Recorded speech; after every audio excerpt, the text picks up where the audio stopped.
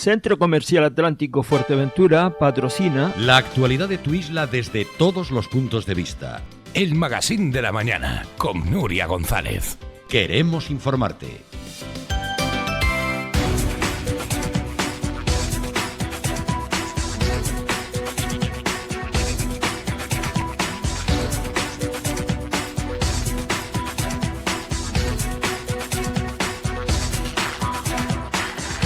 Bueno, decíamos que hoy tenemos un magazine muy económico y muy empresarial y hoy está con nosotros Nuria Cabrera, es la consejera de Economía y Hacienda del Cabildo Insular de Fuerteventura. Hablamos mucho del peso de esta consejería y de la trigonometría que tiene que realizar para que con esos menos de 170 millones de euros se pueda llegar a satisfacer las necesidades de la isla de Fuerteventura. Buenos días, Nuria. Buenos días. Bueno, decíamos que el presupuesto, aunque parece que se ha presentado y se ha aprobado hace ya algunos meses, cuando se empieza a liberar y es cuando se empieza a otorgar a cada una de las consejerías, ha sido muy recientemente. Sí, así es. Recientemente ya las consejerías empiezan a trabajar. Este año tenemos las reglas fiscales activadas. Bueno, desde el año pasado, desde la liquidación del 24 ya teníamos las reglas fiscales activadas y por tanto, pues bueno, todas las administraciones públicas estamos, por el Cabildo Fuerteventura tiene que hacer un plan económico financiero con medidas correctivas debido a que no cumplimos la estabilidad presupuestaria por un ingreso que faltó del Gobierno de Canarias a final de año de los fondos FEDECAN. Esos 20 millones de euros no nos los ingresó en tiempo y por tanto hace que la estabilidad presupuestaria del Cabildo sea inestable.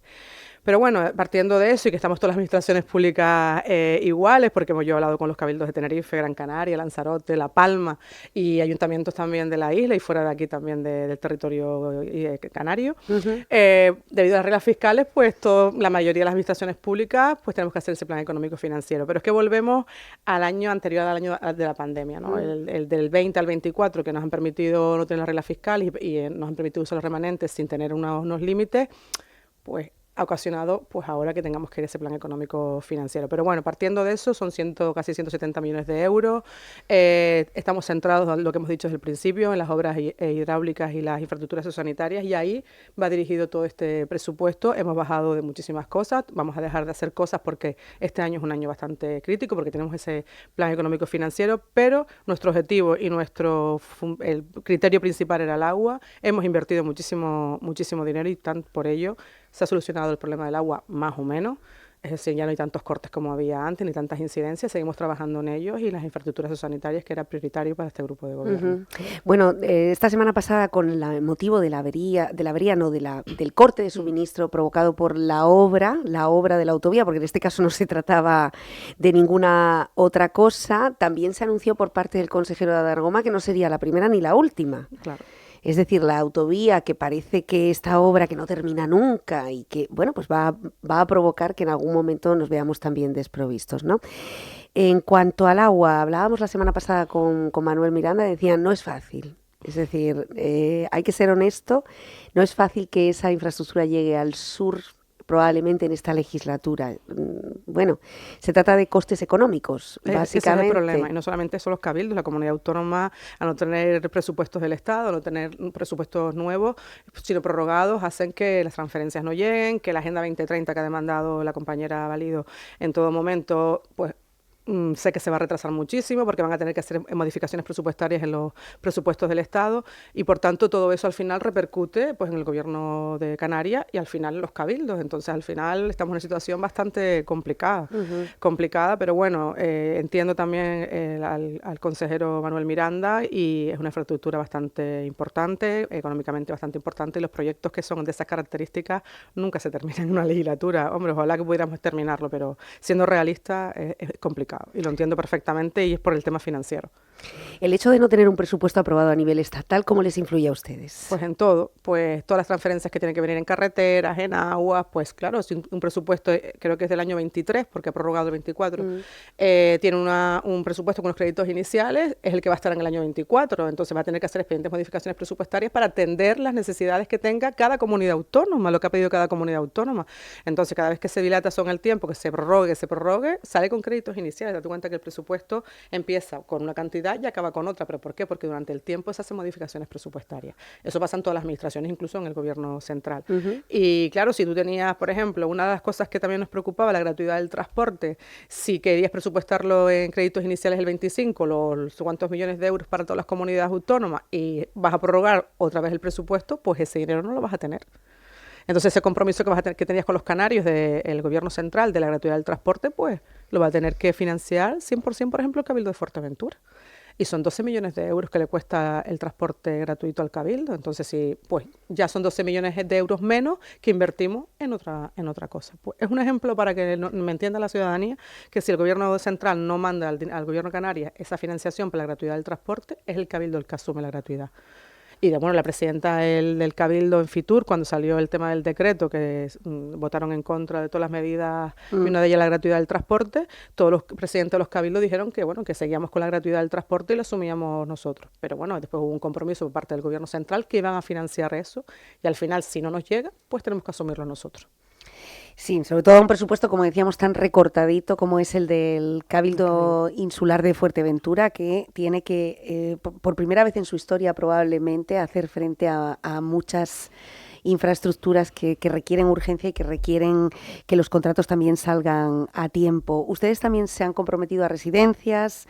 Ayer mismo, bueno, pues el Gobierno de Canarias, Sanidad, pues hacía un pequeño balance de cómo ha mejorado la salud mental o la atención a la salud mental y, bueno, mencionaba que ayudará al Cabildo o ayuda al Cabildo con recursos sanitarios, recursos humanos, personal, para esa futura residencia de 30 plazas en la isla de Fuerteventura. ¿Cómo va esa obra? Así es, está a punto ya de finalizarse y estamos también teniendo, creo que se llevó al Consejo de Gobierno, si no recuerdo mal ayer, el tema de la gestión de esa residencia también, porque no solamente es hacerla, luego hay que mantenerla y gestionarla. Y todo eso al final cuesta también, aunque venga parte subvencionada por la comunidad autónoma, también tiene que poner la parte del Cabildo. Entonces, cada infraestructura que hagamos, esa infraestructura lleva mantenimiento y esa infraestructura lleva después la gestión del servicio de esa infraestructura. Y por tanto, eso limita. Al final, el Cabildo de Fuerteventura tiene un presupuesto que realmente, mirando hacia futuro, que es como debería mirarse la isla, mirando hacia futuro, el capítulo 2, que es de gastos corrientes, al final seguirá aumentando porque la gestión de los servicios van en capítulo 2. Capítulo de gastos corrientes. Entonces, cuando tengamos esa residencia de Gran Tarajal, la gestión de esa residencia que se prevé que cueste por lo menos entre 6 y 7 millones de euros, pues claro, todo eso al final, aunque venga parte subvencionada por la comunidad autónoma, es verdad que no solamente lo financia 100% el Cabildo, pero claro, tenemos que mirar el futuro porque si estamos teniendo infraestructuras sanitarias, tenemos que prever que en un futuro necesitamos la gestión y por tanto, si no tiene que estar en capítulo 2, donde se va a ir recortando de otras áreas que al final no son a lo mejor tanta competencia del Cabildo. Entonces, y es importante mirar hacia el futuro y tener las cuentas claras y las ideas claras y la planificación clara, porque si no, al final es un desastre. Por tanto, este grupo de gobierno ahora mismo tenemos dos ideas claras, que era el agua y las infraestructuras, y eso va a los presupuestos 26, 27, 28, va a tener un peso importante todavía, sobre todo en políticas sociales. ¿Y de dónde se recorta a la hora de meterle la tijera al presupuesto? Vale, el tema del recorte tenemos que ser conscientes de que hay cosas que nosotros no tenemos competencias. Por ejemplo, nosotros no tenemos competencias en comercio. No significa que recortemos en comercio y hagamos actividades en comercio, pero quizás a lo mejor el peso tiene más artesanía que comercio, porque artesanía sí tiene competencias el Cabildo. Y tenemos que intentar lidiar con lo que nos quede, repartir en todas las áreas. Está clarísimo que, por ejemplo, en subvenciones deportivas o las subvenciones educativas intentaremos recortar lo menos posible, pero habrá un momento, que no sé qué año será, que tengamos que recortar también en subvenciones. Pero es una realidad que no solamente está viendo el Cabildo de Fuerteventura, es una realidad generalizada en todo el territorio. Pero no quiero que recortemos ahí ni el sector primario, pero tenemos que priorizar. Pues a lo mejor un año pues damos una ayuda determinada y el año siguiente otra ayuda para otro colectivo. No queremos recortar más. Es decir, en patrimonio cultural se ha visto... ha tenido actuaciones puntuales, pero hemos recortado muchísimo en cultura y en patrimonio cultural, no tanto como cultura, donde más se ha recortado es en cultura. Y donde más se ha recortado es en empleo. Es decir, yo como consejera de empleo he recortado, soy consciente de que no tengo competencias en empleo, pero bueno, hemos hecho un convenio con la comunidad autónoma para poder tener los planes de empleo de fondos propios, pero al final he recortado ahí los planes de empleo. He intentado tener más planes de formación de alternancia con el empleo, los PFAEL, el proyecto Nuevas Oportunidades de Empleo, y he recortado los planes de empleo de fondos propios, que entiendo también que la gente debe formarse y tener un certificado profesional porque al final los empresarios lo están pidiendo. Pero sí es verdad que a nivel presupuestario estamos en una situación, Nuria, que hay que que planificar mucho, priorizar e intentar que las obras se terminen en tiempo, ¿sabes? Que no se dilatan, porque también tenemos ese problema que los contratistas pues no encuentran personal para terminar las obras en tiempo, y eso hace que a nivel presupuestario, que es muy importante, si tienes presupuestado al 24 1 millón de euros para una obra y no se termina y al final no la pagas en tiempo, tienes que pedir el plazo de que amplíe la ejecución de la obra, por lo que tanto ese dinero tengo que llevármelo al ejercicio siguiente. Y eso hace al final que sea la pescadilla que se muerda la cola. Por eso es importante también que las obras se terminen en tiempo. Que seguramente será la intención de muchas empresas. Así es, pero el tema es el personal. El tema del personal es una batalla de la que hablamos a diario prácticamente en esta mesa, ¿no? Así es, sí. Las empresas adjudicatarias se quejan, ¿sabes?, de que no encuentran personal, o después contratan y se van, y les está haciendo muy, muy complicado terminar las obras en el tiempo de ejecución que pone la contratación. Y por tanto la administración ahí ellos piden ampliación de plazo, hay veces que se le concede, hay veces que ya no pueden pedir más ampliación, después están las penalizaciones porque no cumplen con los requisitos establecidos en el pliego, y por tanto, y tenemos muchísimas obras en ejecución, muchas, que parece que no, pero la isla tiene muchas obras, no solamente los cabildos, sino también los ayuntamientos, y por tanto, para intentar evitar esa molestia al ciudadano, sobre todo las que están en los entornos urbanos, molesta al ciudadano. Al final una obra siempre molesta, y por tanto que vayan lo más rápido posible es lo que le exigimos al contratista. Pero bueno, siempre nos dice es que el personal, y es una realidad. Ayer mismo esa alianza italo-canaria, no sé si tuvo oportunidad de escuchar esa entrevista de los empresarios italianos, decía, bueno, es que es imposible pagarle 1.300 euros a una persona y que pague 900 de vivienda. Este es otro de los grandes temas, ¿no? Ese es un problema también que tenemos, en el país, y es verdad que pagar 900 euros de alquiler cobrando 1.300 euros no hay quien viva. Es decir, es imposible vivir medianamente bien, tenerlo para pagar agua, luz, porque no solamente son los 900 euros de alquiler, sino entiendo que después tendrás los gastos de agua, luz, vivir, comer y pagar si tienes un coche, la gasolina, el seguro, y es imposible. Yo creo que hay que empezar, es que no sé cómo se corrige todo ese tema, si es verdad que el tema también de la ocupación ilegal, mucha gente tiene miedo al alquilar las viviendas. Yo creo que hay viviendas vacías porque, soy conocedora de que hay gente que tiene viviendas y que no las alquila por miedo a los inquiocupas. Es decir, que hay que cambiar muchísimo, que yo creo que el gobierno tiene que ya, el central, dirigir y hacer una norma, Nuria, que permita a la gente que tiene viviendas alquilarlas con total seguridad, que se sientan protegidos, porque al final es imposible. Es imposible soportar un alquiler de esas características. Bueno, hace ya algunos años hablábamos sobre la burbuja inmobiliaria y ahora estamos hablando sobre otro tipo de burbuja inmobiliaria, ¿no? ¿Hasta dónde puede llegar a subir el precio de una vivienda que hasta ahora se alquilaba por 400, 450? ¿Puede seguir costando 1.000 euros según el mercado se establece? Es decir, ¿hasta dónde un propietario puede llegar a subir el precio de una vivienda o cerrarla definitivamente para que no haya este tipo de situaciones? Bueno, eso tiene, como vemos, consecuencias en el mercado laboral e incluso personas que se han ido de la isla porque no pueden vivir aquí o no pueden venir a trabajar aquí, etcétera. Yo quiero recordar imágenes de los últimos planes de empleo cuando se clausuraban y sobre todo de los testimonios de muchas de las personas a las que el Cabildo había dado una oportunidad y de sus formadores. A la hora de establecer, voy a destinar un dinero para que se certifiquen determinadas profesiones, porque estamos hablando de profesiones. ¿Cómo se toman esas decisiones? Vale, el Gobierno de Canarias saca, el tema de los planes de formación de enlace con el empleo con unos diferentes proyectos, ¿no? Entonces el Cabildo, según las necesidades que nos manda las empresas, por ejemplo, en el tema de los hoteles, el tema de los jardines, y por eso era una demanda que necesitaban personal, y por eso esa formación en la Estación Biológica de la Oliva en tema de jardín. Y es uno que siempre mantenemos porque siempre las 15 personas alumnados siempre se insertan, si no todos, pero un número bastante elevado encuentra trabajo. Por eso esa continuidad de ese plan de formación, de ese PFAE, lo vamos a seguir teniendo porque tiene bastante éxito. Después, por ejemplo, cogimos el tema de hidráulico, el tema del consorcio, porque sabíamos que necesitaban profesionales en fontanería y por tanto salen bastante bien formados. Y ese PFAE, la verdad que había muchas mujeres y cuando hablabas con ellas te decían, es que yo nunca pensé que podría empatar una tubería, ¿sabes? Y saber las diferencias de pulgadas de las tuberías y demás. Y también tiene gente que se ha insertado porque hace falta profesionales también en el mundo de la fontanería. El que es pionero, el que teníamos en Pozo Negro, vamos a ver qué resultado tiene porque es la primera vez que que se realiza, pero sí es verdad que los ganaderos, sobre todo el tema de las queserías, nos pedían, a ver cuándo acaba, a ver cuándo tienen el certificado para intentar que trabajen en las ganaderías haciendo el queso, ese relevo generacional tan importante en ese sector. Y por eso vamos mirando en ese sentido. Después el sector servicios, un sector que Fuerteventura demanda mucho, y pues por eso también decidimos hacerlo. Es decir, nosotros intentamos hacer planes de formación que después la gente tenga facilidad de inserción laboral, porque si no, de nada te vale hacer esos planes de formación, porque si no encuentran trabajo, es decir, no, es pérdida de tiempo al final. Bueno, siempre la formación es buena porque tiene un certificado de profesionalidad, pero el objetivo final es que encuentren trabajo. Es decir, que hay una comunicación con los ayuntamientos y los ayuntamientos a su vez con su tejido empresarial. Claro, los ayuntamientos, ningún ayuntamiento, excepto Puerto, tienen planes de formación porque no tienen aulas homologadas, que también es una complejidad para homologar una aula es súper complicado, y nosotros le decimos al gobierno de Canarias que sea algo más sencillo, porque es horroroso el homologar una aula. Ahora está el Ayuntamiento de Oliva intentando homologar uno para poder conseguir un plan de empleo, un plan de formación. Mi compañero Juan José y Alessandra, que está allí, es complicado porque nosotros lo vivimos también en Fuerteventura, en el Cabildo, y es costoso.